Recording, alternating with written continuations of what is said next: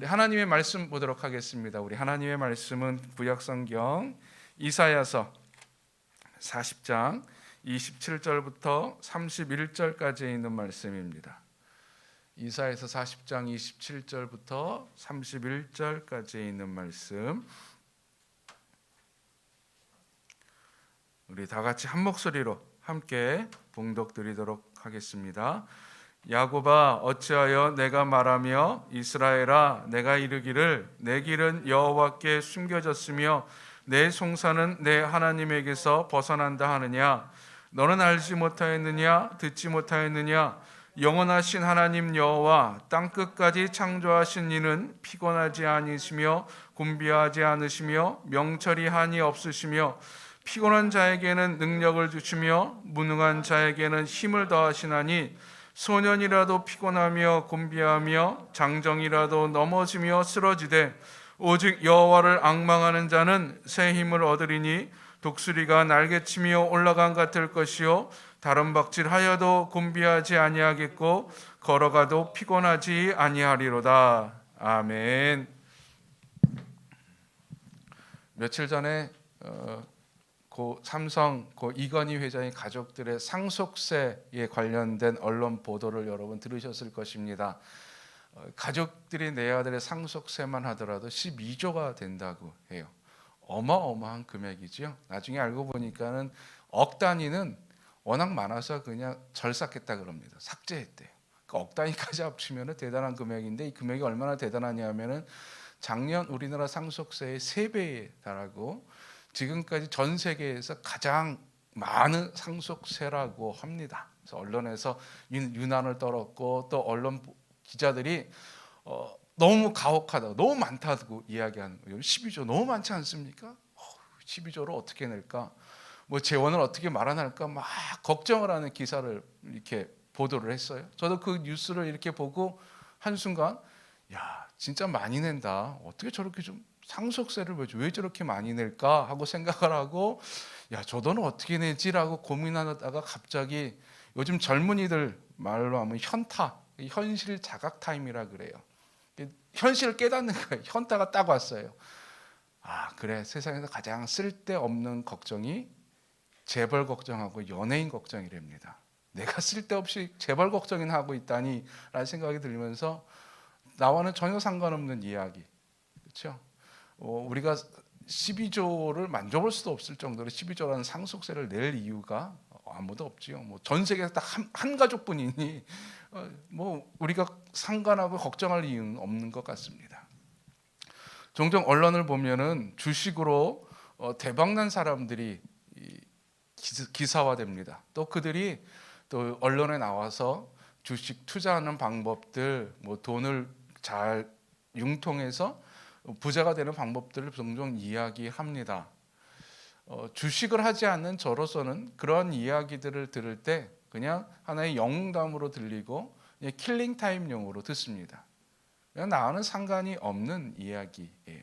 그냥 스쳐 지나가는 이야기입니다. 별로 그렇게 귀 기울여 듣지도 않습니다.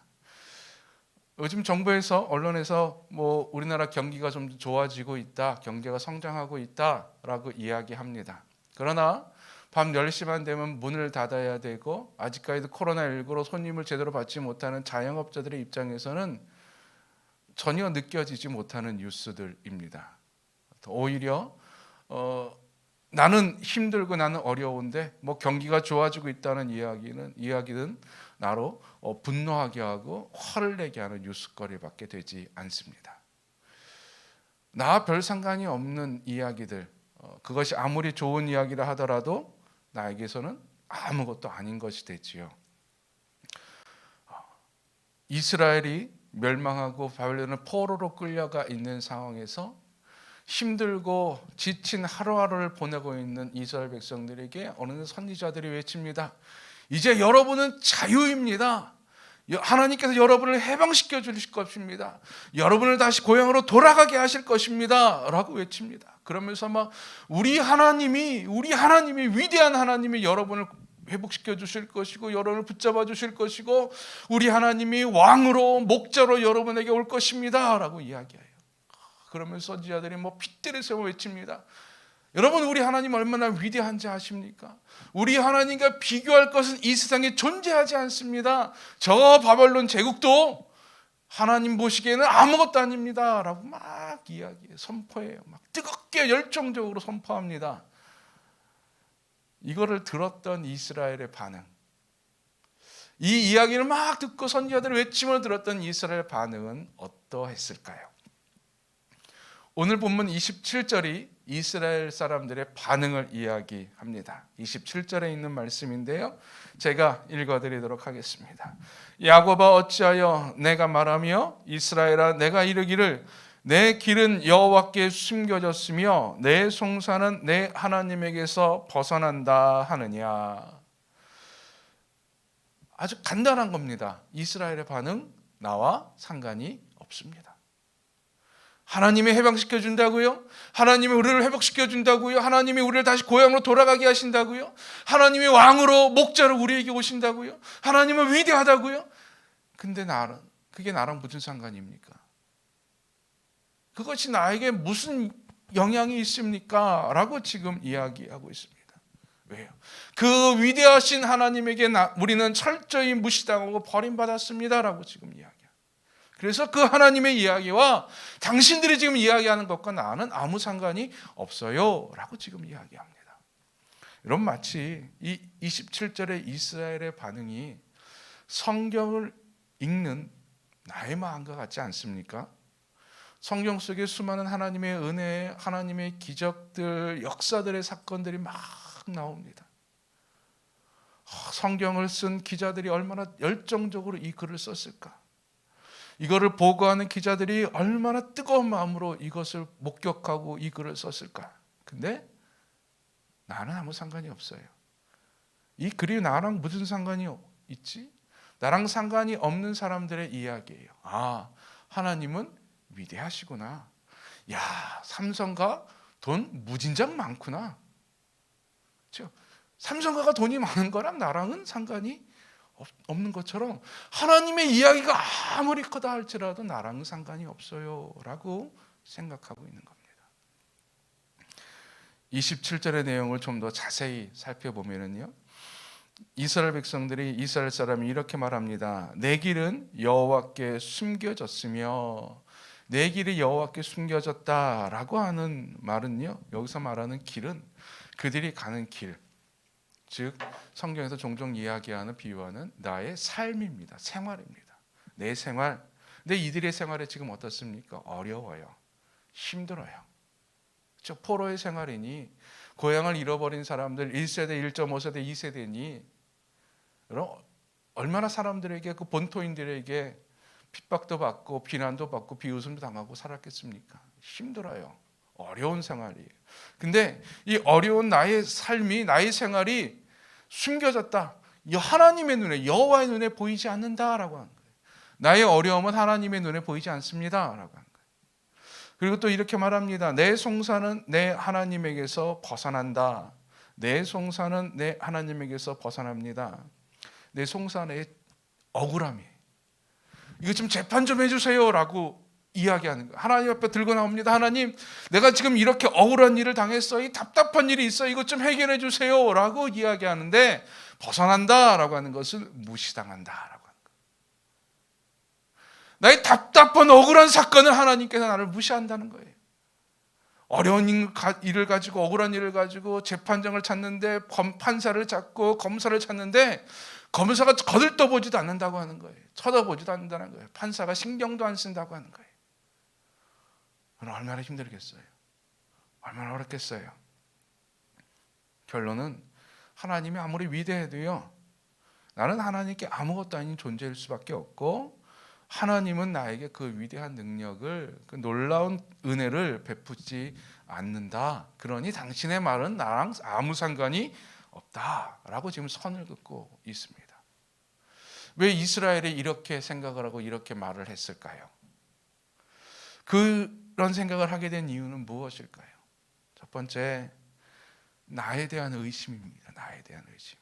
나는 연약한 자, 부족한 자, 나는 하나님 앞에 함량 미달인 자라고 하는 거예요. 하나님이 나에게까지 신경 쓸 시간이 없어요. 그렇죠? 하나님이 신경 쓰는 사람은 어떤 사람입니까? 아주 특별한 사람이에요. 유명한 사람이에요.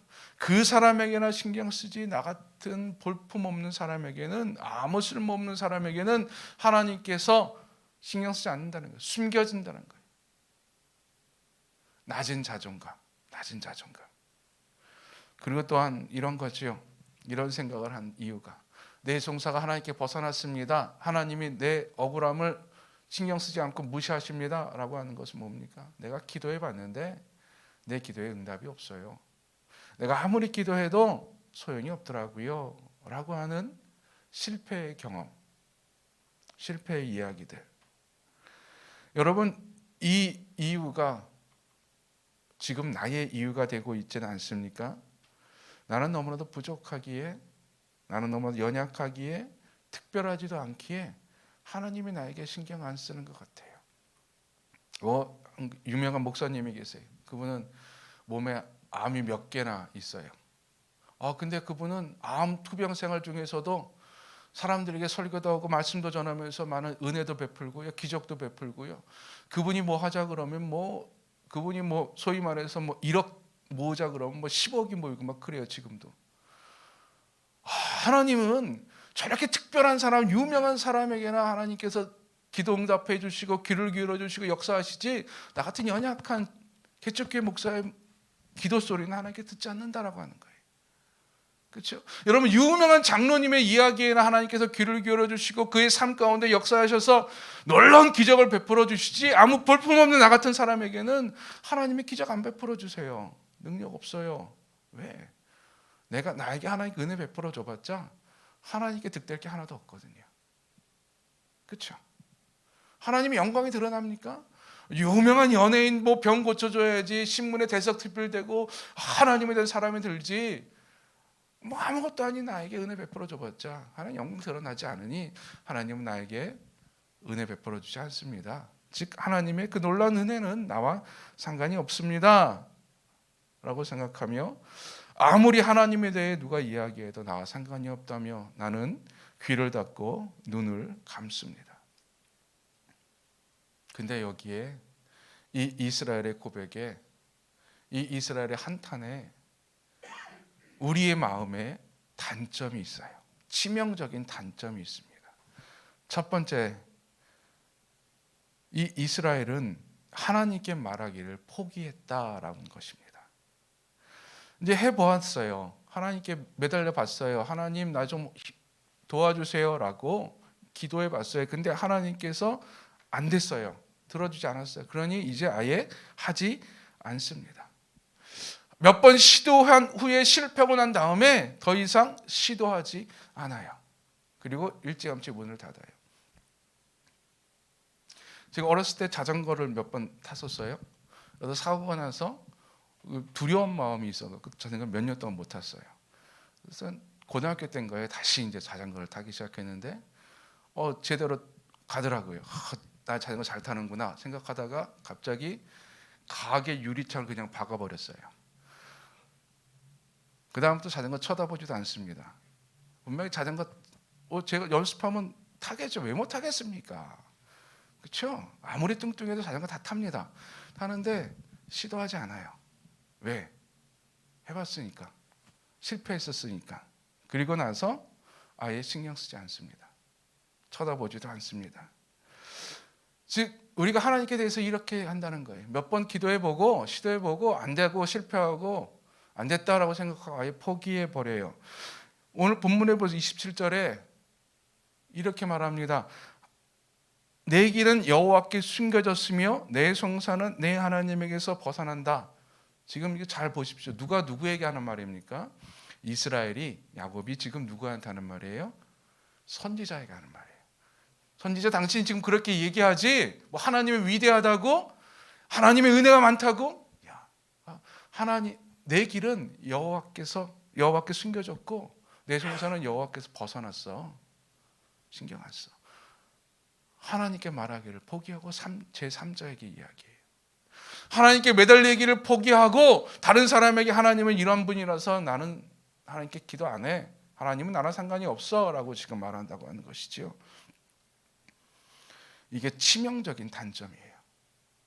두 번째 치명적인 단점이 있는데 그것은 하나님을 내 삶의 조력자로 고백하고 있습니다.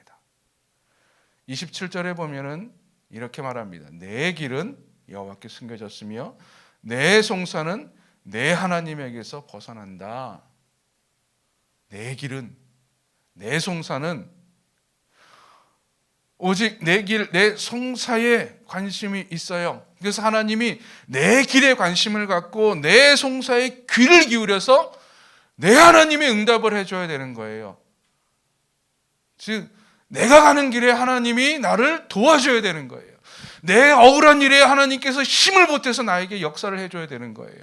나에게 관심이 있어요. 하나님은 그냥 조력자예요. 도움을 주시는 분이에요. 그렇게 생각합니다. 오직 나의 삶에 관심이 있고 모든 것이 다 나에게 맞춰져 있어야 됩니다. 이러한 이스라엘의 한탄에 하나님께서는 뭐라고 하실까요? 어떻게 하라고 하실까요? 28절부터 이제 다시 하나님께서 말씀하십니다. 28절에 이렇게 말합니다. 너는 알지 못하였느냐? 듣지 못하였느냐? 영원하신 하나님 여호와 땅끝까지 창조하신 이는 피곤하지 않으시며 곤비하지 않으시며 명철이 한이 없으시며. 아멘. 갑자기 이렇게 얘기합니다. 너 하나님 알지 못해? 너 하나님 알잖아 라고 지금 이야기하고 있는 거예요. 그러면서 영원하신 하나님 여호와 땅끝까지 창조하시니 라고 이야기합니다. 좀 아까 40장 이전에 40장 20절 이전에 보면은 이미 하나님에서 이야기한 그걸 다시 한번 이야기해요. 왜 그렇게 또 이야기할까? 그 하나님 알고 있어요.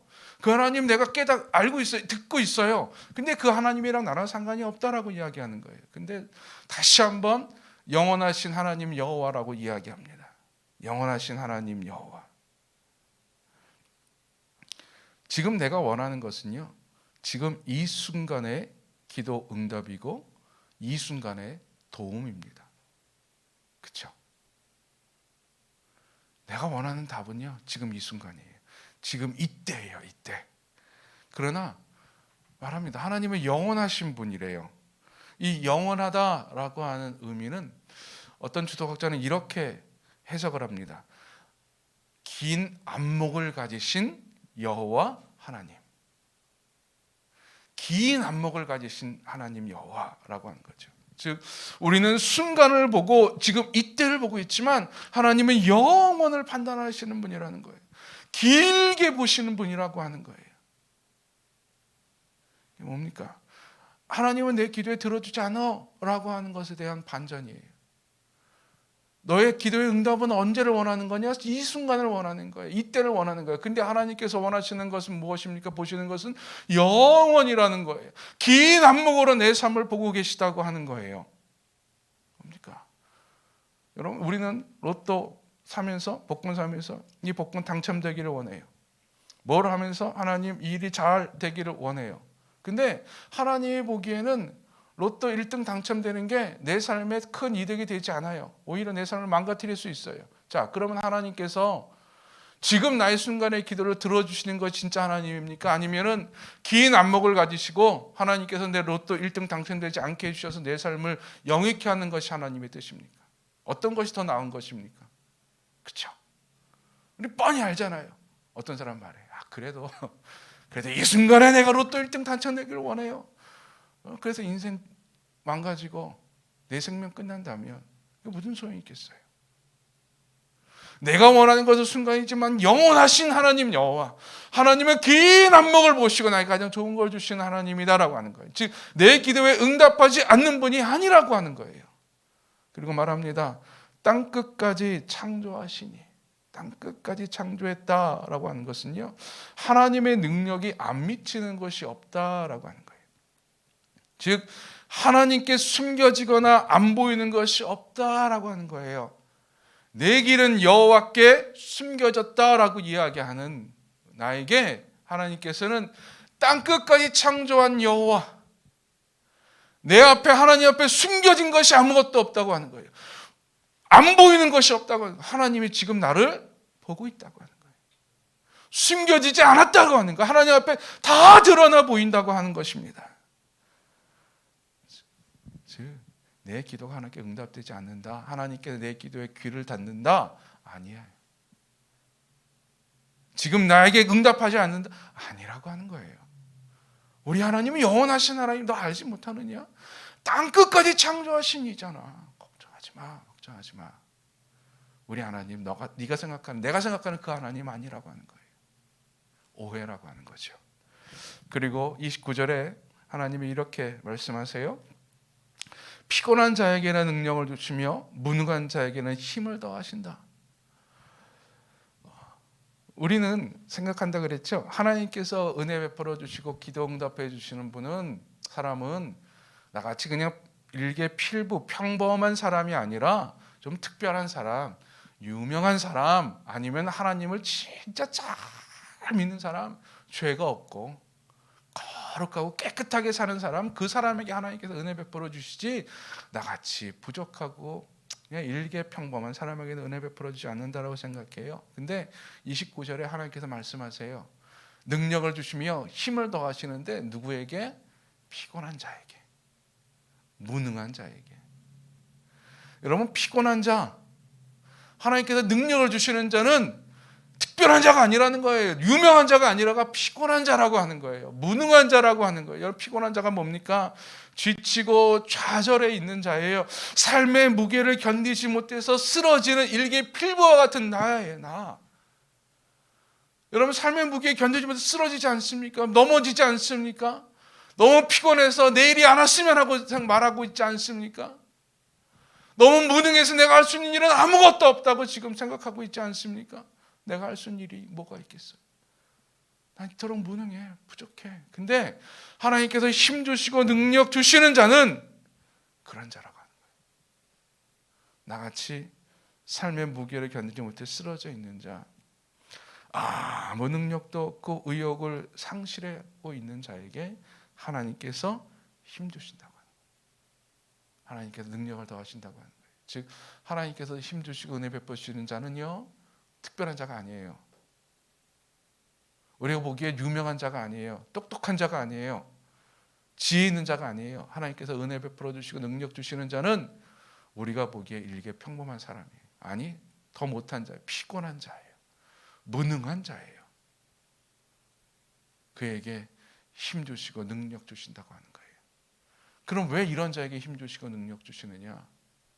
하나님께서 마지막으로 우리에게 말씀하세요. 자, 이제 하나님께서 외면한다고 할 생각 버려라. 하나님께서 너를 안 본다는 생각 버려라. 하나님 그런 분 아니야. 그럼 어떻게 하면 되느냐? 31절에 있는 말씀입니다. 31절 우리 함께 한 목소리로 읽도록 하겠습니다.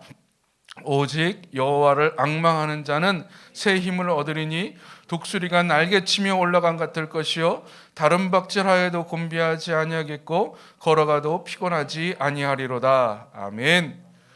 오직 뭐하라 그래요? 여호와를 앙망하는 자가 되라. 여호와를 앙망하라 라고 말합니다. 이제 하나님께서 모든 준비를 다 해놓으셨어요. 나에게 주실 은혜를, 나에게 주실 능력을 다 준비해 놓으셨어요. 나를 자유하기 위해서, 나를 회복하기 위해서 하나님께서 모든 계획을 다 준비하고 레디하고 있어요. 준비하고 있어요. 그러면은 이제 내가 해야 될 일이 하나 남았는데 뭡니까? 오직 여호와를 앙망하라. 여호와를 앙망하라. 이 앙망하다라고 하는 것이 무슨 의미입니까? 잘 안 쓰는 단어예요. 그렇죠? 예전 성경은 앙모하다라고 표현되어 있는데 이 앙모하다라고 하는 단어는 히브리어 카바라고 하는 단어가 어근이라고 합니다. 이 카바라고 하는 단어는 바라다, 기다리다라고 하는 의미예요. 즉 여호와를 앙망하는 자를 좀 편하게, 좀 쉽게 표현하면 여호와를 기다리는 자, 여호와를 소망하며 기대하는 자라고 하는 의미예요. 여호와를 소망하며 기다리는 것. 여기서 하나님께서 원하시는 단 한 가지를 볼 수 있습니다. 뭡니까? 아까는 내 길, 내 송사라고 이야기했죠. 지금 나에게 초점이 딱 맞춰져 있는 그 초점을 하나님께서 말씀하세요. 자, 초점을 바꾸는 거예요. 초점은 거기 맞추면 안 돼요. 초점을 하나님께 맞춰요. 하나님을 기다리세요. 하나님을 기대하세요. 하나님께 너의 초점을 맞추세요 라고 하는 겁니다. 나의 문제에, 나의 고통에 초점을 맞추는 것이 아니라 하나님을 기대하면서 하나님께 초점을 맞추는 거예요. 그래서 이 앙망한다라고 할 때 이 기다림은 어떤 기다림입니까? 하나님은 나를 외면하거나 버리지 않는다는 것이에요. 그렇죠? 여러분, 하나님께 나를 버린다면, 하나님께서 나를 쓸모없는 자라고 외면하신다면 하나님을 기다릴 필요가 없어요. 근데 하나님께서 나를 원하세요. 나를 바라세요. 그러면 나는 하나님을 기다릴 수가 있어요. 하나님을 기다린다라고 하는 것은 하나님은 나를 외면하거나 버리지 않는다는 것. 나의 부족함 때문에 잊혀진 자가 아니라고 하는 거예요. 즉 이 말을 좀 더 고급스럽게 이야기하면 낮은 자존감이 아닌 자녀의 자존감으로 사는 거예요. 그렇죠? 부모는 어디 있든지 간에 자녀를 봐요.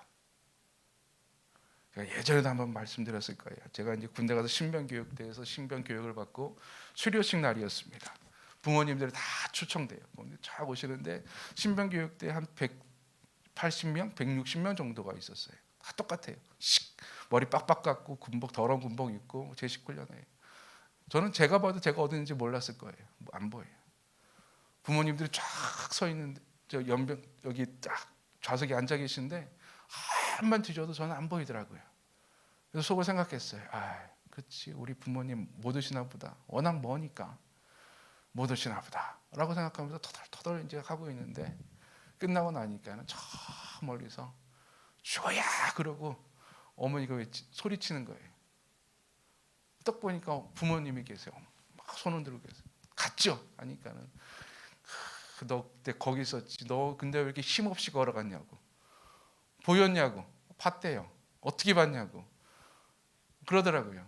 왜 안 보이냐고. 그렇죠? 그렇죠?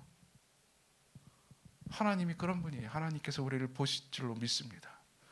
그러면 그때 기다릴 수가 있어요. 그때 앙망할 수가 있는 거예요. 또한 이 앙망한다라고 하는 것은요, 나에게 주실 은혜를 기대하게 합니다. 하나님은 나를 외면하거나 버리지 아니하시고 나에게 은혜를 베풀어 주실 것이야. 나를 회복시키시고 돌보주시고 힘 주실 것을 기대합니다. 그러니 하나님께서 은혜 베푸실 것을 기대하니까는 내 마음이 두근두근 거리죠. 마치 선물을 기다리는 어린 자녀들처럼. 이제 얼마 안 있으면 어린이날인데 어린이날 때 초등학생 자녀들은 어린아이들은 막 기뻐하고 즐거워해요. 왜? 어린이날은 내 마음대로 할 수 있으니까. 올해 어린이날 때 부모님이 나에게 아빠가 나에게 어떤 선물을 줄까? 엄마가 나에게 어떤 음식을 줄까? 그날에 기다려져요. 기뻐요. 이거예요. 주실 은혜가 기다려지는 거예요. 마음이 기뻐요. 그러니 지금의 어려운 것들, 힘든 것들이 눈에 보이지 않죠. 그날이 기다려지니. 또한 이것은 하나님의 때를 기대하는 것입니다. 즉 이게 내가 생각하는 내일인지 아니면 오늘 저녁인지 몰라요. 또 하나님의 때가 내일 모레인지 몰라요. 나는 몰라요. 그러나 분명한 사실은 하나님의 때에 하나님이 나에게 힘 주시고 능력 베풀어 주신다고 하는 거예요. 그날은 꼭 오는 거예요. 언젠가는 오는 거예요. 내가 죽기 전에 오는 거예요. 내가 쓰러지기 전에 오는 거예요. 그러니 그날이 기다려지는 거죠. 그때를 기다리며 지금을 이겨낼 수 있습니다. 마치 파수꾼이 아침을 기다리는 것처럼. 파수꾼이 밤새 불침범을 섭니다. 깜깜해요. 아침이 언제 올지를 모르겠어요. 아니 아침이 오긴 하는 걸까? 그렇죠? 아침을 보지 못했던 사람은 경험하지 못했던 사람은 이 밤이 영원히 지속될 것 같아요. 아침이 안 올 것 같아요. 파수꾼의 기다림이 끝날 것 같아요. 기다림은 끝날 것 같아요. 근데 아침을 경험했던 사람은 하루가 24시간이고 항상 아침에 해가 떠오른다는 것을 아는 사람은 알아요. 그래, 아무리 껌껌해도 아무리 어두워도 얼마 있으면은 해가 떠. 아침에 해가 뜰 거야. 그러니까 아침을 기다리죠. 그 하나님의 때를 기다리는 자, 바로 이런 자입니다. 여러분, 여호와를 앙망한다는 것은 바로 이것이에요. 하나님께서 나를 외면하지 않는다고 하는 거예요. 버리지 않아요, 절대. 그리고 하나님이 주실 은혜가 막 기다려져요. 기대가 돼요. 또한 하나님의 때, 하나님께 나에게 은혜를 베푸시 그때 분명히 옴을 알고 기대합니다. 이러한 자들에게 하나님께서 새 힘을 베풀어 주시는데, 여기서 말하는 새 힘이라고 하는 것은요, 이런 이미지가 있대요. 움터 올라오는 것. 즉 씨앗이 땅에 심겨져서 뿌려 던져져서 아주 추운 겨울을 지나 봄 햇살에 새싹을 이렇게 맺는 것. 이게 요 이미지가 바로 새 힘의 이미지라고 합니다. 생명의 이미지. 끝난 것 같은데 꽁꽁 얼어서 이제는 아무것도 없는 것 같고 그저 죽은 하나의 씨앗 같은데, 그 씨앗 속에 생명의 힘이 있어서 움트게 하는 거예요. 새싹을 움트게 해서 꽃이 피게 하는 거예요. 열매를 맺게 하는 거예요. 하나님이 우리에게 이 힘을 주실 줄로 믿습니다. 우리는 죽음에 지지 않아요. 죽음의 힘에 지배되지 않아요. 생명의 힘이 우리를 지배할 줄로 믿습니다. 나에게는 생명이 있어요. 그래서 독수리가 날개치며 쫙 올라간다고 하는. 여러분, 독수리가 날개치며 올라갈 때요, 그냥 날개짓으로 자기의 힘으로 막 올라가는 게 아니랍니다. 한번 몇 번 날개짓 쫙 하면 기류를 탄대요. 상승 기류를 타서 날개만 피고 있으면 쫙 높이 올라간다고 하는 거예요. 즉 우리가 새 힘을 얻어서 올라가는 그 모습이 바로 그런 거예요. 내가 그냥 날개짓 몇 번, 하나님을 앙망하는 몇 번의 그 날개짓으로 인해서 하나님의 은혜가 내 삶을 쫙 올려주신다고 하는 거예요. 그 생명의 힘이 기류가 되어서 나를 저 높이 올려주신다고 하는 거예요.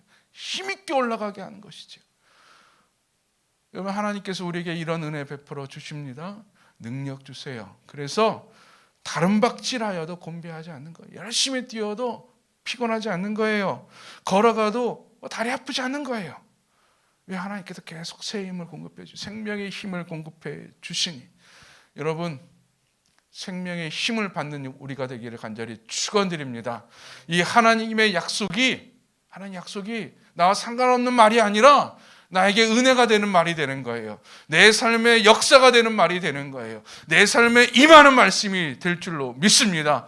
우리가 여호와를 앙망할 때 이 하나님의 말씀이 내 삶의 현실이 될 줄로 믿습니다. 끝까지 복음이 전해질 때까지 증인된 삶을 결코 쉬지 않으니 땅 끝까지 복음이 전해질 때까지